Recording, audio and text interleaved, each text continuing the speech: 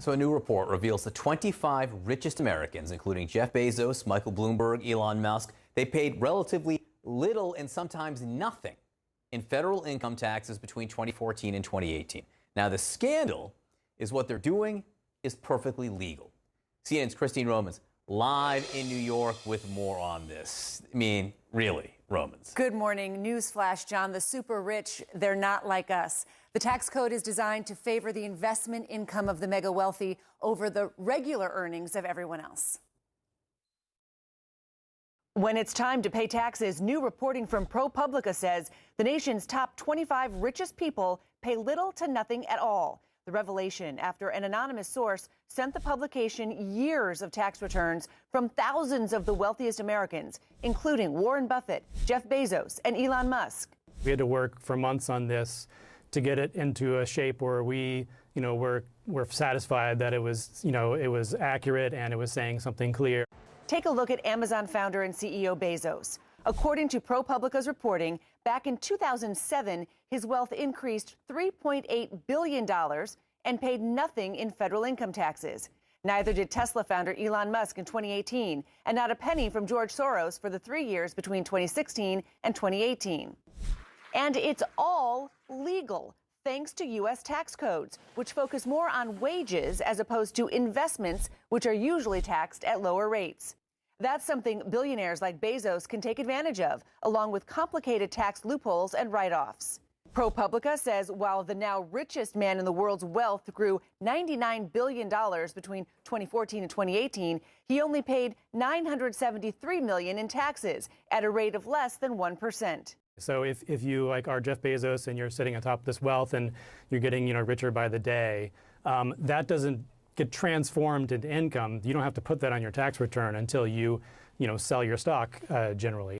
And for Buffett, who has said in the past he favors raising taxes for the rich, his wealth grew by $24 billion between 2014 and 2018, and the amount of taxes paid, $23.7 million, or just 0.1% of his wealth. Buffett telling ProPublica tax codes should be changed substantially, and huge dynastic wealth is not desirable for our society. According to ProPublica's analysis, the 25 richest Americans were worth $1.1 trillion by the end of 2018. It would take 14.3 million ordinary American wage earners to make that same amount of wealth. The IRS and the FBI are now investigating this leak, and the Biden administration says it's looking into the situation. Any unauthorized disclosure of confidential government information by a person with access is illegal, and we take this very seriously. White House Press Secretary Jen Psaki also emphasized President Biden's proposal to raise taxes on the wealthy to help finance his spending plans. We know that there is more to be done to ensure that corporations, individuals who are at the highest income are paying more of their fair share. So the top 25 paid $1.9 billion in taxes in 2018. It took 14 million regular wage earners to have that same amount of wealth as the top 25, and they paid $143 billion in taxes. Now, no comment to ProPublica from Bezos or Musk. Musk replied to the nonprofit publication with a question mark, but did not reply to detailed questions. A spokesperson for Soros told ProPublica between 2016 and 2018, George Soros lost money on his investments. Therefore, he did not owe federal income taxes in those years. Mr. Soros has long supported higher taxes for wealthy Americans. John and Brianna? It really is just staggering, Romans, when you talk about paying one's fair share. Thank you so much for that report. You're welcome. All right, let's talk about this with Lynette Lopez, who is a columnist for Business Insider, and Gina Smilik, Fed and economy reporter for the New York Times. Okay, Gina, this avoiding taxes, is this the real reason or one of the reasons why the ultra-rich stay ultra-rich? Yeah, absolutely. I think the real upshot here is that here in America, we tax income. We don't tax wealth. And if you're an extremely wealthy person, it's very easy for you to sort of maneuver so that you never actually have any income. And in the meantime, you are massively expending your wealth. And so you continue to grow that pie without the government ever really coming for it. And I think that's basically the main takeaway from this string of reporting. Lynette, when you look at this report, what was the thing that really stood out to you? What is the biggest revelation here? I was going to say this whether or not you asked the question or not. For your viewers who didn't read the report, Jeff Bezos claimed a $4,000 child tax credit. When I read that, my blood started boiling. There are all kinds of complicated tricks that rich people use, but some of them are quite simple. And again, this is legal. So there are definitely plans that the Democrats have presented to fix this problem.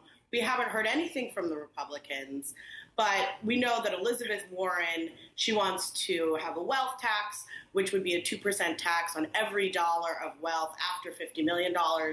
And Joe Biden's plan is essentially to use the existing tax system and close a loophole that would trigger more capital gains payments and then raise the capital gains tax.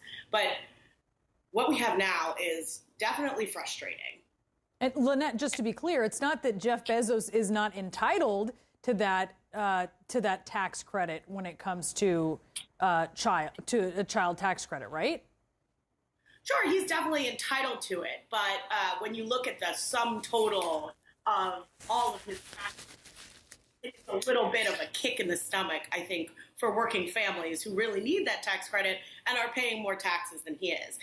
In the last couple of years, I think as inequality in the United States has grown, we've moved away from our old discussion of taxes. Our old discussion was like, okay, here's the amount that we can pay, the least amount that we can pay and still run the American government. That was the conversation that we were having. Now, in the last 10, 15 years, we're starting to say, wow, what's fair? What's really fair and gets America's and Americans looking at each other like equals and fills our coffers so that we can do things for ordinary Americans that don't seem to be getting done. And Gina, that's the thing. Gina, it's noteworthy that when you look at some of these people in this report, billionaires like Warren Buffett, who paid 0.1% of his wealth in taxes, they're vocal, right, about the super rich paying more, and yet they are not doing it. What do you make of that? I think it's really interesting because, like you said, Warren Buffett has been particularly vocal about this, but Warren Buffett also isn't taking any income, as this reporting so clearly showed. Yeah. And so even if you raise income taxes on the super wealthy, Warren Buffett's not going to pay more because he is just not sort of falling into that category that would be, affected. And so I think it really speaks to sort of a fundamental issue with our tax system that is going to be really hard to fix. It is hard to tax wealth. This is not a simple thing to do. But, the system is not going to change. If we continue to increase taxes on income, that's not going to change this top, 0.01% issue that's really highlighted here. Yeah, there is a partisan divide on whether to tax that wealth.